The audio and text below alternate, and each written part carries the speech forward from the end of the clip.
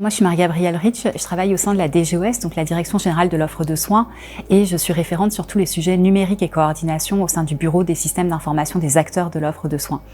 Donc nous, on est le bureau qui est en appui de tous les acteurs de l'offre de soins pour les besoins en termes d'outillage numérique.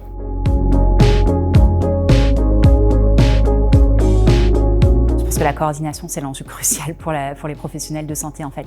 Alors, c'est quelque chose qu'on fait au quotidien avec des pratiques extrêmement variées. Alors ça va depuis on s'envoie des messages parce qu'on a besoin de se coordonner ou on s'appelle parce qu'on a besoin de sécuriser un parcours, à des choses qui sont beaucoup plus structurées et qui est quelque chose qu'on essaye de l'outiller au travers du programme e-parcours. Ce qui compte, c'est qu'on essaye de l'outiller au travers d'organisations qui se mettent au service des parcours des personnes. Je pense notamment au dispositif d'appui à la coordination des parcours complexes. Donc voilà, on voit qu'on a des parcours qui vont prendre des formes très différentes, s'appuyer sur des professionnels très différents, du sanitaire, du médico-social et du social. Et vraiment après, l'enjeu pour nous, c'est d'outiller ces parcours-là avec des outils qui permettent de communiquer des informations autour du patient, de consolider des informations autour du patient, d'échanger de l'information entre professionnels de tous les secteurs sans barrière et derrière, bien sûr, de s'appuyer sur leurs outils métiers et donc d'arriver à faire circuler cette information fluidement en évitant le maximum les doubles saisies. Donc ça, c'est vraiment pour moi les grands enjeux aujourd'hui autour des parcours et du numérique.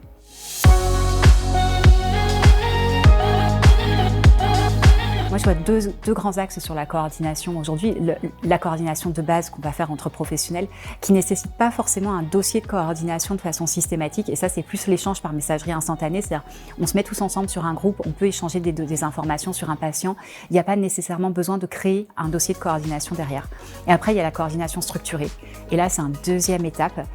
Ce que je dis dans le premier, c'est vraiment la messagerie instantanée. Ça, je pense que c'est un enjeu énorme d'arriver à sécuriser ces pratiques d'échange.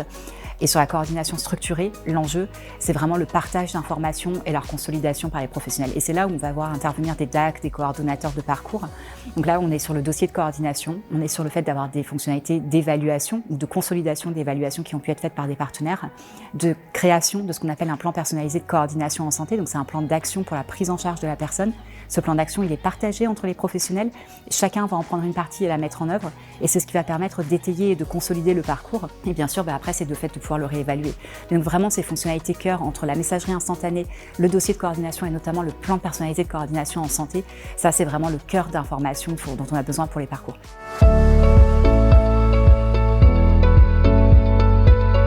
Je pense qu'il y a plusieurs choses qu'on peut mettre en relief sur ce territoire. Déjà, c'est le côté hyper dynamique. Au-delà de ce qu'on se dit sur nous, les projets qu'on voit et qu'on finance au travers d'e-parcours, c'est qu'il y en a d'autres qui sont présents, qui émergent et qui sont portés par les professionnels de la région. Donc ça, c'est toujours très, très appréciable et ça montre bien la vitalité des projets régionaux. Et l'autre chose, c'est là, du coup, le fait que cette deuxième version de Parceo, aujourd'hui, elle semble vraiment répondre aux attentes des professionnels sur le territoire. Les premiers usages qui sont très encourageants.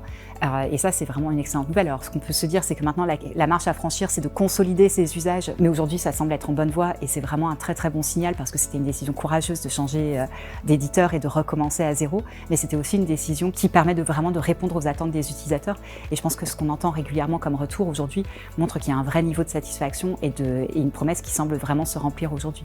Donc ça, je pense que c'est des choses qu'on peut mettre en perspective.